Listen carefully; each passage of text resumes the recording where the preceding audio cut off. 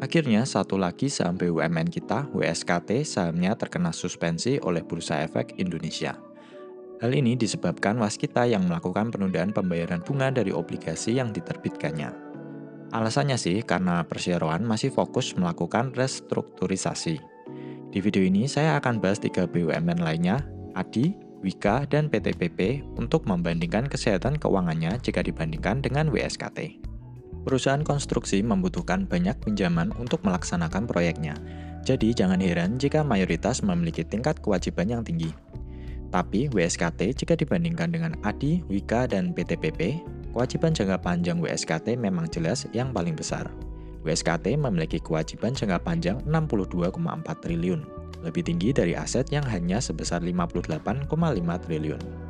ADI memiliki kondisi yang lebih baik dengan memiliki kewajiban jangka pendek sebesar 24,6 triliun yang mampu di-cover oleh aset lancarnya sebesar 29,55 triliun. Kewajiban jangka panjang juga sudah tercover oleh aset. ADI terlihat lebih liquid daripada BUMN konstruksi lainnya karena sebagian besar asetnya merupakan aset lancar. Senada dengan ADI, Wika juga memiliki kewajiban jangka pendek maupun jangka panjang yang tercover oleh aset yang sebagian besar merupakan aset lancar. PTPP juga serupa, memiliki neraca yang sebagian besar merupakan aset lancar, di mana 33,7 triliun berupa short-term aset, 32 triliun berupa kewajiban jangka pendek, 24,3 triliun berupa aset tetap, dan 11,3 triliun berupa kewajiban jangka panjang. ADI, Wika, dan PTPP memiliki posisi neraca yang serupa, di mana sebagian besar aset dan kewajiban berada di jangka pendek. Sedangkan WSKT memiliki posisi neraca yang berat di aset tetap dan kewajiban jangka panjangnya. Dengan kata lain, WSKT ini cenderung kurang liquid jika dibandingkan dengan 3 BUMN konstruksi tadi. Jelas saja, sebelum disuspend, rasio DER WSKT mencapai 373%. Ini adalah grafik dari debt, equity, dan cash dari WSKT selama periode 2016 hingga sekarang. Per September 2022, debt WSKT mencapai 65,3 triliun, dengan rasio DER 373%. Maka berarti ekuitasnya hanya 17,5 triliun, sedangkan cashnya hanya 10,7 triliun. Grafik debt juga terus menanjak, terutama di periode 2016 hingga 2019, diikuti ekuitas yang justru menurun. Sedangkan ADI memiliki debt 10,6 triliun, equity 6 triliun dengan rasio DER 174%, dan cash 752,8 miliar. Wika terlihat mirip WSKT dengan grafik debt yang menanjak, hingga saat ini di 33 triliun. Rasio DER di 191% dan cash 3,2 triliun. PTPP memiliki grafik debt yang terus menanjak, tapi ekuitas dan cash masih berada di level wajar untuk saham konstruksi yang padat hutang. Per September 2022, PTPP memiliki debt 21,9 triliun, ekuitas 14,7 triliun, rasio DER 149%, dan cash 4,6 triliun. Ini adalah total kontrak baru yang diperoleh WSKT, ADI, Wika, dan PTPP.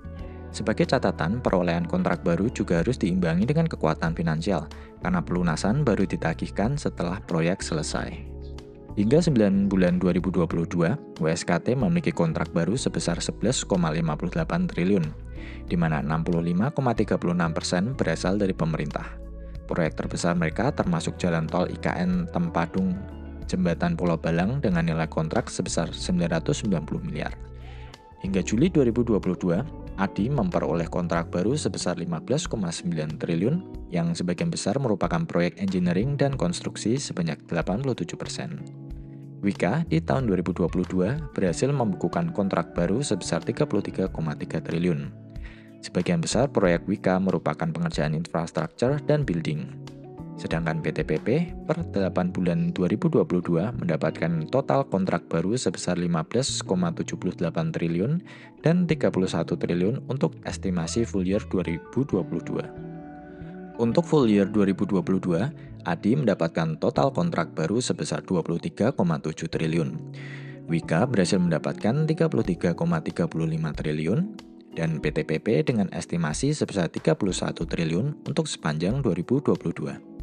Karena publikasi full year 2022 saat video ini dibuat belum dapat saya temukan di investor relation masing-masing perusahaan, maka saya mendapatkan data ini dari beberapa artikel yang saya baca. Dari semua pembahasan mengenai WSKT, ADI, Wika, dan PTPP barusan, berikut beberapa poin penting yang bisa diambil sebagai kesimpulan. WSKT merupakan perusahaan yang paling tidak liquid secara keuangan karena memiliki posisi neraca yang lebih berat di aset tetap dan kewajiban jangka panjangnya. WSKT memiliki rasio DER yang tertinggi dengan 373%. Sedangkan PTPP memiliki resiko gagal bayar yang paling rendah dengan rasio DER 149%. Untuk perusahaan dengan perolehan nilai kontrak baru sepanjang 2022 terbesar dipegang oleh Wika dengan 33,35 triliun. Ini hanya opini ya, tapi menurut saya dari keempat saham ini, ADI dan PTPP memiliki posisi balance sheet yang lebih baik dari dua saham lainnya.